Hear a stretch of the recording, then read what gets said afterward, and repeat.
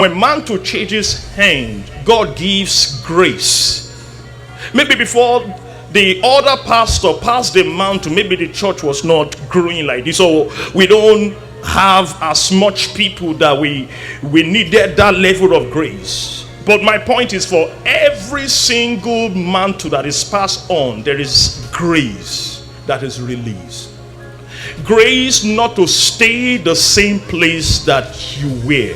Grace to move further. Grace to take over territories.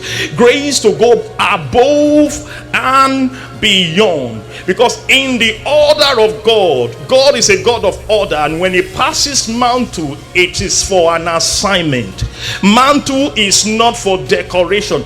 I am not a pastor just for the fun of it, to show people that I'm a pastor. It's work. Pastoring is work. I still have my own career that I have to go and attend to my parish, attend to other parishes, attend to my family. Pastoring takes work, and it takes the love that you have for God, because if you don't have the love for it, you will burn out. If you don't have the love for it, you will bleed on people you ought to love on.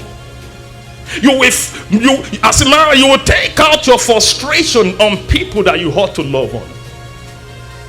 But mantle will be exchanging hands today. I need you to understand that it is for an assignment. We are here to take over the whole of Syracuse. There are lands to be occupied. There are places to go. There are churches to be planted.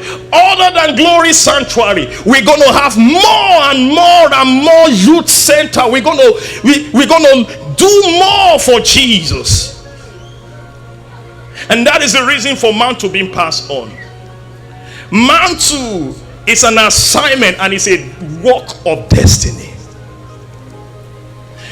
You know, I think in the month of July, a member of mine traveled to Jamaica, and she came back with weird sickness.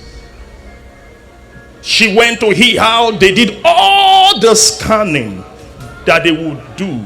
They didn't see anything, and they sent her home. And you know, when they send you home like that, they just send you home, just go. If you die, you die. And because she had given up, she told one of the members, and when I heard, I said, we go pray.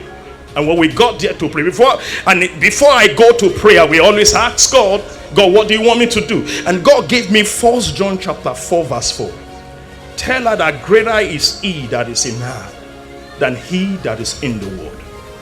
People of God, do you know when we got there after doing the Bible study and then we started praying? She started vomiting some weird stuff out of her.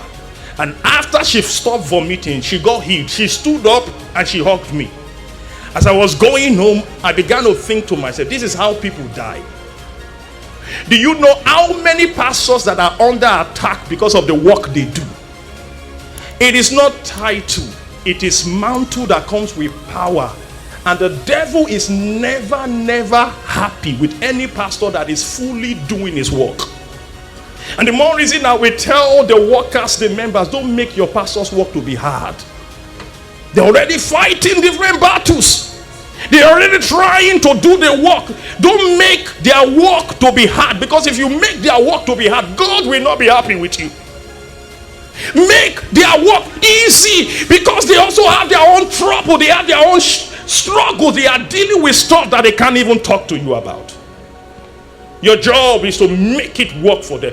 Every pastor has his own flaw.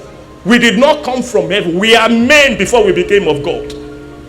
I'm not saying we commit sin, because any pastor that practically indulges in sin is not a man of God. No. The Bible says, for every child of God does not practice. You don't practice sin. But that doesn't mean that you're going to be perfect to everybody. I can't become everything that everybody wants me to be, because if I do that, I will lose myself and I will lose my originality. That's a side way, by the way. Help your pastor. Somebody tell somebody, help your pastor. I'm not hearing say, help your pastor.